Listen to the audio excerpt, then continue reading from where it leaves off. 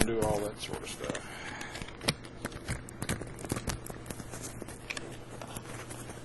Okay. First of all, of course, this is kind of the last of the things we're going to do before we jump pretty deep into 802.11, which is going to be most of the rest of the semester. We're going to spend a good deal of time there for the simple reason that it is far and away the most likely thing you're going to see in the workplace in terms of RF that you will actually use. So we're going to spend a good bit of time on it. This RFID and near-field communication is something we'll go through today. We'll deal with it kind of the way we have wide area net and metropolitan area net. It is a useful technology. It's one we kind of take for granted because it's been around for a while, but it is really useful. It's having some identity issues, no pun intended, because of security right now. If you've noticed, if anybody uses a little near field thing where you can pay for gas with your phone or something, you can do that provided you don't have an Apple device. Apple's worried about the security of near field communication, and with good reason. There have been, and we'll talk about this a little more Wednesday, there have been several instances of the RFID enabled credit cards. You know, think about what RFID does. It's something I can query remotely. Okay, so I build a reader into that door frame, and every time you walk through the door frame, I can ping your card and get it to tell me things. And it's not encrypted. So there's some issues with it. What we're going to stick with in here, since this is primarily a technology class, is we're going to talk about the technology of this today and some application, you know, why and where would we use this. Wednesday we're going to talk about how this actually works and how you think about laying out a network and the components of this. We'll talk a little bit about the security pieces. Friday, I have a conference I have to go to, so we won't be meeting Friday, which actually works out well with this because there are really not 3 days worth of stuff in here, so you'll have a little bit of a short week. Oh, much better. So anyway, jumping into RFID. RFID basically is a way of answering the question, exactly who are you? If you want to trace its roots way, way back, it goes back to World War II technology called IFF, Identify Friend or Foe, which is a radar technology. It was a way, the Germans actually developed it, but everybody jumped on it and used a similar technology. Essentially, it was a way of sending a radio signal at a plane, and that plane would respond to that radio signal automatically with a unique identity. Now, the technology has changed several times since then, but that fundamental idea that I can just point a radio beacon at something that I want to identify and have it respond with information has stayed with us. The actual device that does the responding usually is called a transponder. It's a transmitter-receiver combination that has some control circuitry, some way of identifying the device. We're going to look at the one we use in here in radar installations for planes, for example. Before a plane, when a plane files a flight plan, one of the things that is specified is what transponder code they're going to be using. The transponder code is just simply a unique code, so that plane shows up with a unique identification on a radar screen. So same basic idea. Air traffic control radar sends a radar signal at that plane, which paints the plane. You know, you get energy bouncing back. But so air traffic control can see the plane just as a radar object. But that same system can cause the IFF system in the plane to transmit an identification, so that not only do I see a blip on the radar screen, I see, Northwest Flight 601, yada, yada, yada, yada, yada, everything they need to have on it. So pretty useful kind of thing to do. So what in the world does that have to do with us walking around and doing things in business if we're not doing air traffic control? Well, what this really comes down to is you're uniquely identifying individual items, and you're doing that based on the physical possession, if you will, or physical attachment of something called an RFID tag to the system, to that unique device. The tags actually break down into two types. We'll go into the technology more on Wednesday, but basically in some systems I can easily provide power to that, and so I'm going to put a battery or a power supply or something in that system. And those are called active tags, or actively powered is basically what it means. The other ones are called passive, and this is one of those things that still kind of looks like magic even when you understand it. These are transponder circuits that are actually powered by the radio energy coming at them. That's the inquiry signal. They collect enough energy and induce enough current that it can power this little circuit long enough for it to transmit and send data. Pretty neat when you watch it work. But what you're looking at, of course, when you look at a business infrastructure, is the tags are on the devices or the items or the people or whatever that we want to identify. So it's physically associated with that device.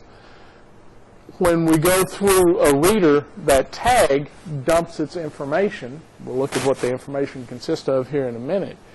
And then it's like scanning a barcode. In fact, one of the early terms for this was electronic barcode, radio barcode. And after that, it's just basically the same sort of thing. Here's a unique identifier. How does it match in your database? And it just becomes a database planning tool. Same kind of thing you worked on 307. Near-field communication is related in that it is very, very close range. This is on the order of 3 or 4 inches. You actually have to take, most of these are built around like smartphones or something, Androids, and you actually have to take them and physically put them against the reader, almost touching or touching. It won't work far away by design. That's one of the pieces that's kind of being tested now. How far away can I make it work? Anyway, what it's used for is to do financial transactions or identity for you. This is simply the device that you carry. That is the unique identity. It's just done in software on an application rather than being done in a hardware tag. Your book goes through a pretty cool sounding, shopping trip to the grocery. You pick up everything you want and put it in your bag, and you just walk out the door. And the arch they talk about is a reader for RFID tags, and it tallies everything that you've got in your shopping bag. Then automatically debits your bank account. And they outline going in, looking at your account balance on your phone. You go buy gas, so fill up your car, and instead of putting your credit card in or anything, you hold your phone, your device up next to the NFC reader, and there'll be an exchange of data there. Not rocket science, but pretty cool applications of technology is what we're looking at. A lot of subways are using near-field communication now for people who live there long term and get a year's pass or whatever, and they'll do one of the alternative ways you can do it is to use a pass on your iPhone, or not iPhone, they don't do it, but your Android and stuff. I think Seattle is doing this right now, and so you'll see people off their phone just kind of swipe it over the reader and everything opens up. Kind of neat. So, what we're actually doing. The RFID chip in this, by the way, I put this one up to show you. The RFID chip is actually the very small piece up in there. Integrated electronics are T90. So why do we make this big? Well, think about what we have. We have that transponder circuit, which is a receiver, transmitter, and some control circuitry that allows it to read an ID stored into it and transmit that back to the reader. What we're doing with this huge amount of antenna is we're gathering enough current. We're inducing current through transformer action, induction. Getting just enough power to power that circuit and let it transmit back. Also, the large antenna has, for the frequency used, pretty good gain. So, since it's a very low power signal, we're going to need enough gain to overcome noise and a little bit of path loss in the local area and everything. Obviously, the path in these is not very long, a few feet for RFID. But since this is so small, you can do all sorts of neat things, like just to stick on identity tag for a device. Well, there's your antenna, there's the tag. You can actually implant these. If you've ever heard of chipping a pet, that's what they're doing. They're taking an RFID chip that has the induction coil wrapped around it, and they're actually injecting it under the skin. That's a grain of rice, by the way. So, you're talking about something that's really teeny. There are lots of pictures online of people who've had these put in their hand. I'm not going there yet. I don't really want to be that identifiable. But there are applications where you do it. If you're a James Bond fan, you watched him get chipped in one of the recent movies. So they keep track of him. Of course, that one would talk to satellites and do all sorts of stuff that I don't really see happening. I haven't read that, but it wouldn't surprise me. There are devices that are not RFID, but there are cameras that you swallow, and that's what they do instead of endoscopy. There are devices that can be placed directly on the chest wall, for example, just externally, and then you use a catheter and put another part of a sensor inside to do that kind of thing.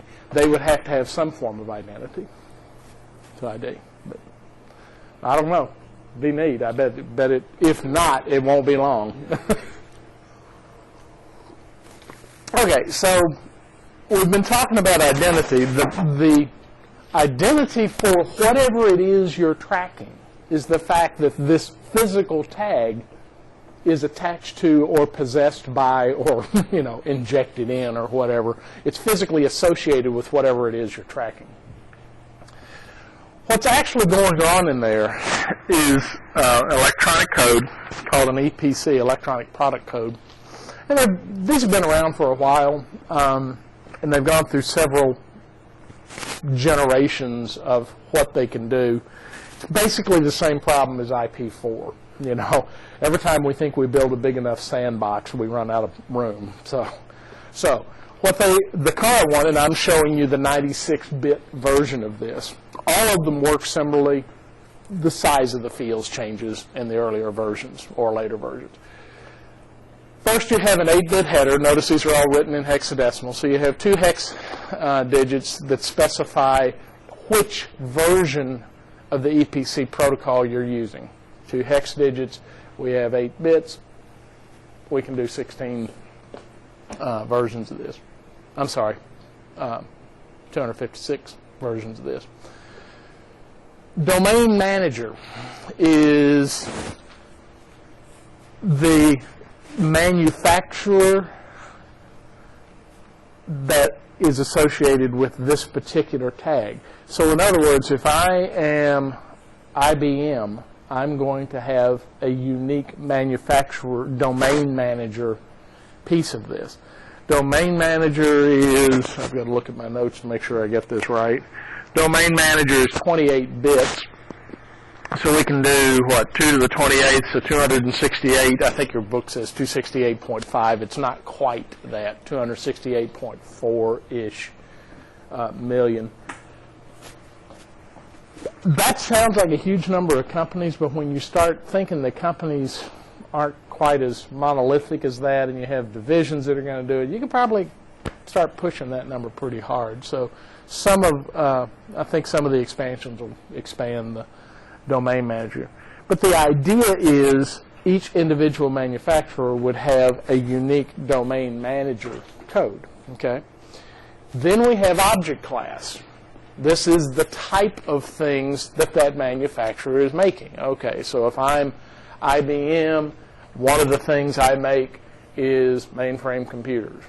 Okay, so I'll have my, I don't even know IBM numbers anymore, my System 380 to go way back. I'll have a unique code for that. If I am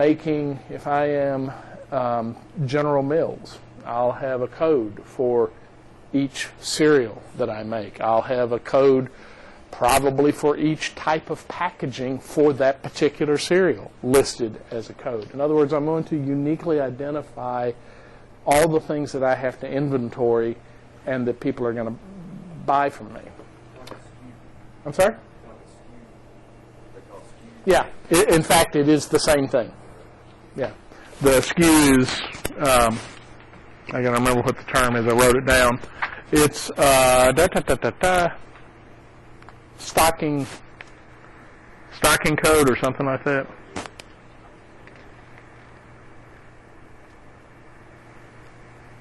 Stock keeping unit. So in other words, this is the handle that I use to uniquely identify a particular combination of product, packaging, whatever I want to make it. It's how I'm going to refer to things that I put in my warehouse and on my product line. And then last we have a serial number. Okay. The object class, we have 24 bits, so what, 16 million? So that's, think about the way this works. Think about the way we're working. Each unique domain manager code has 16 million-ish object class codes, and each one of those has 36 bits worth of serial number. IP4 uses 32 bits. So you've got, what, 4.5 billion, 8, 16, 32, about 64 billion unique serial numbers available within this. Which sounds like a lot. This is the 96-bit version or 92-bit version of this. They're talking about expanding this, and probably will pretty soon, to 256 bits. You know, the IP6 thing. What is it? We have 128 bits in IP6, and that's enough for every one of us to have 16 million addresses or something like that. No, it's more than that. They're mind-boggling numbers. So the changes they're talking about basically are making these larger so you can do more granular coding is what it amounts to. Some of the schemes I've seen throw in a couple of extra pieces in this that you can do. But the idea is I'm uniquely associating a physical object with a manufacturer, a particular thing, type of thing they sell, and a particular instance of that thing. That's the way we're looking at this. Okay, it's hierarchical, very much like IP. Once you have that uniquely done, think of the kind of things you can do.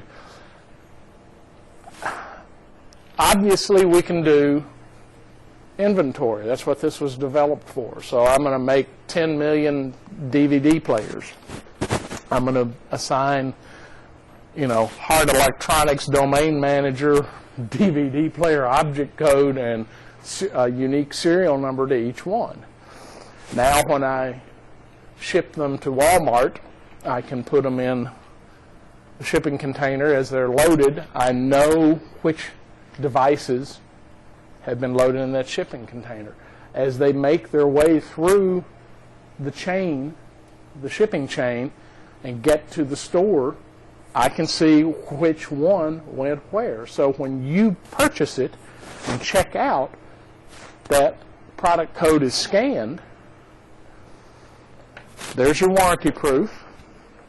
There's my market information of what went where. If I have to do a product recall or a product update, I know where those devices are. Walmart can use this to drive their security system. You ever notice they scan when you go through? Basically what they're doing is burning out this chip.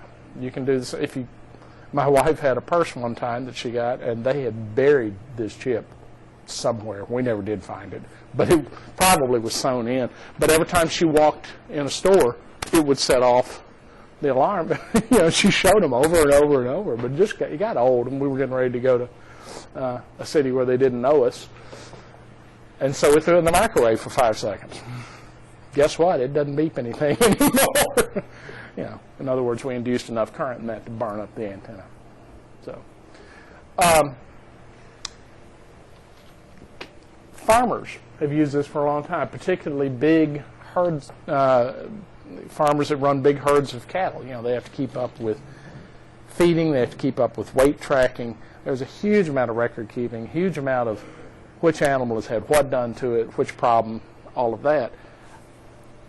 Tag them. And that's what the ear tags oftentimes are, is a tag, or they'll inject.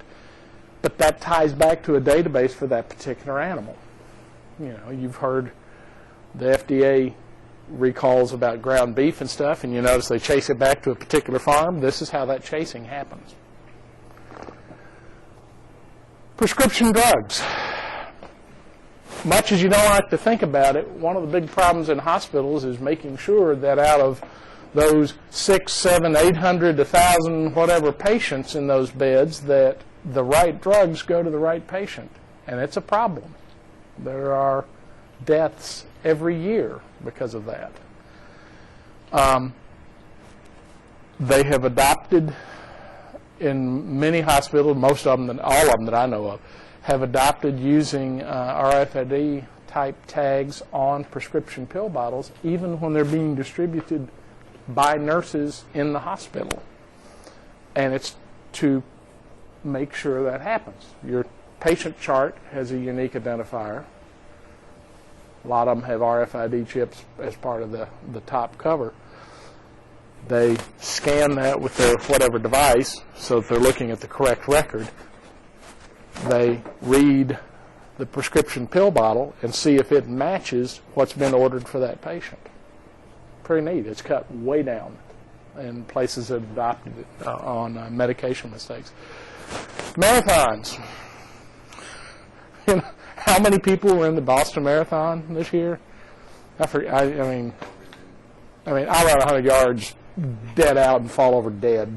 So I don't do marathons. But you've seen those seas of people. How are you going to accurately time those? How are you going to keep track of where everybody is? Okay. We put a chip on the shoelace. There's several versions of this. But, on your shoelace, I run through a gate, which they make them do anyway. It reads that, and I've got my times down to the millisecond. Pretty hard to argue with that. I've got information about me. I've got my a number that uniquely identifies me against the database of runners. So if I need medical attention, they can find out who I am and what medical information is on my record. So, all of that kind of stuff is immediately available. So basically anything we're talking about where you need to track a large number of things without having somebody, pull out an ID card or anything like that.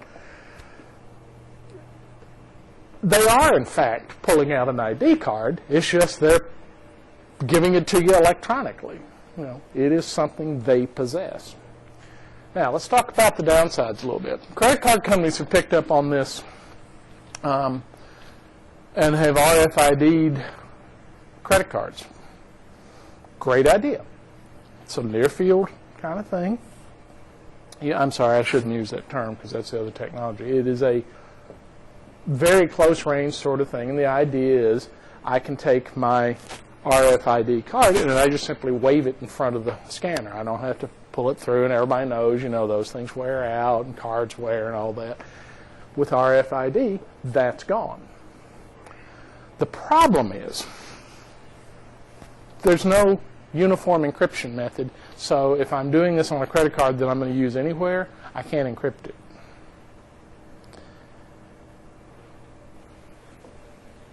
And I got one of these. Companies will send them to you without your asking, and they're RFID, you know, enabled. I sent mine back because you read through, somebody builds a reader into this door frame, and by walking through, now you have collected all of my information that's on that chip. It may not identify, it may not give you account balances and stuff like that, probably doesn't, but it does give you the information that that credit card company uses to bill me, and I don't want to give that away. Right now it's too easy to do. So there have been a lot of credit card fraud cases for precisely that reason. I'm sorry? You don't need a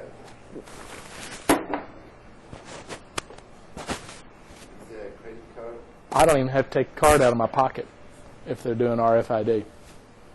They can read it in my pocket. My son, who lives in D.C., has an RFID card subway pass, and he just walks up to the little gate, and he's you can tell everybody that does this because they've got this little hip thing going. They walk up and go boom, and the gate opens. So I mean, it reads that far along. RFID reasonably works out 5, 6, 8 feet. You don't need a transmitter? There is a transmitter. It's built into the chip. And so when you walk through that gate, we'll talk about the exact technology of how it works Wednesday, but basically what happens is when you walk through that gate, the gate is sending a continuous wave radio signal. It's just a constant signal. That signal, of course, induces current in these wires. Magnetic field crossing across a conductor induces a current. It induces enough current to turn on the transmitter and the circuit to read this information and transmit a burst to you. And then you walk through, the reader receives it, and you walk through, and the chip turns off because there's no energy to power it anymore. There's no way you know it's happening. And then once they've collected that information, then they just have to buy a $100 card reader and writer and put some blanks and just kind of write the numbers to the card. Yeah. Now, I mean, I'm sure your information, I'm sure it's not as easy as me reading your information and then going out and using your card immediately. But it's a piece of information that is enough for the credit card company to identify you. Well, identity theft has been around a long time before RFID, so I can gather information on you. And if I can get that ID number, that's a piece of information that logically should only belong to you, right? Because you have the card. Well, now I have the number. So. Well, I just didn't know if the information that is shared was the actual credit card number. I doubt it. I doubt it.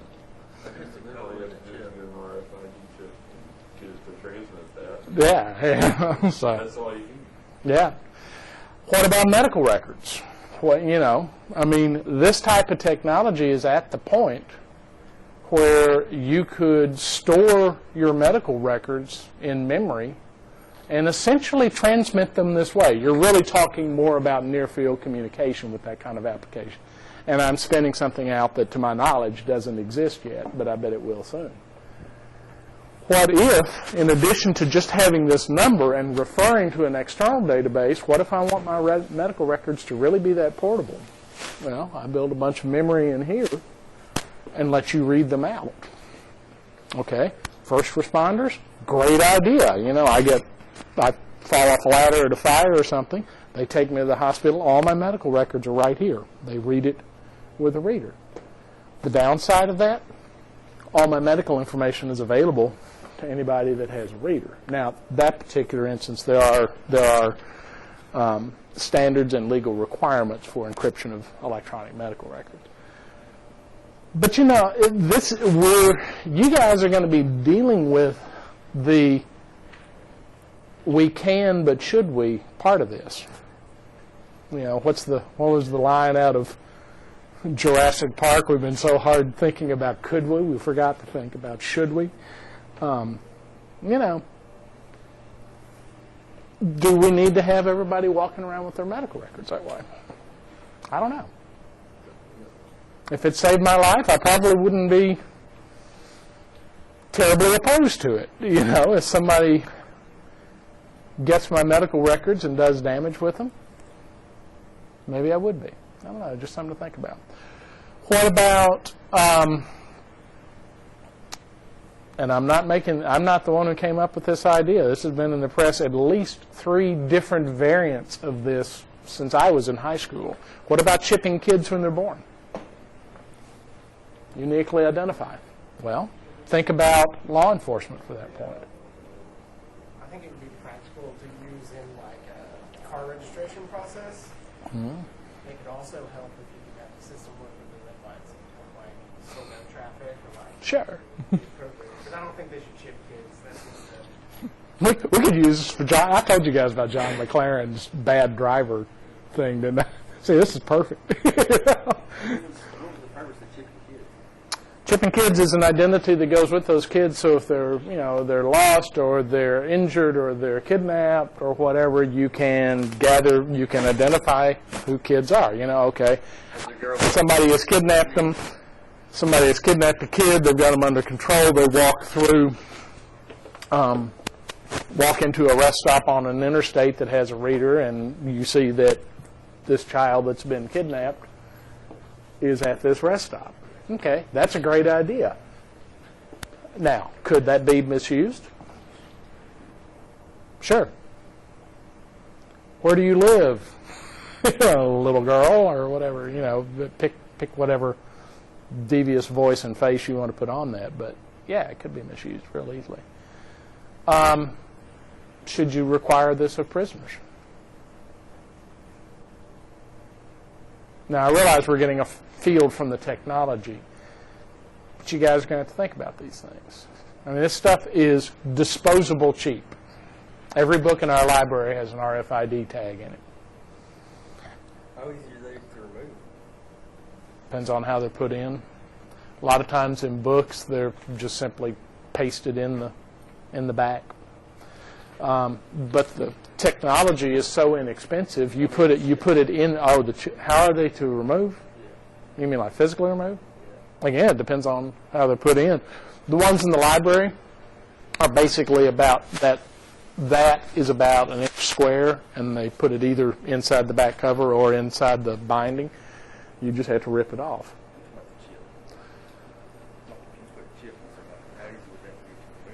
Have to cut it out.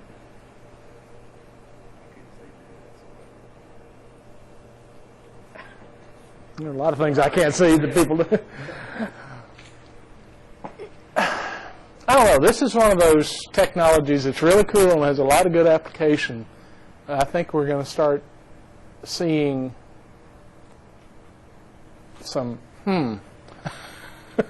uses of it. I don't know. What we will do Wednesday, we're actually going to dig into how the readers work and the frequencies we use. There are some unique criteria for making these readers work. We want to be able to use them in close proximity. For example, I don't want everybody in Walmart to have to go out one door. And I usually have 3 or 4 doors right next to each other.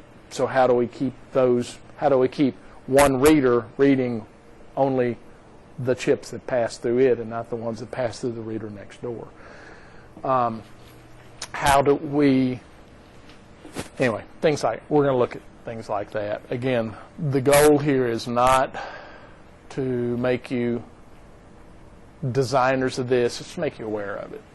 This is strictly an awareness level kind of thing. I'll get the questions and stuff for this one up probably late this afternoon. It'll mostly be vocabulary. I'm not going to make it due until after we meet on Wednesday because there'll be several pieces of that we dig out Wednesday. Okay? See you Wednesday.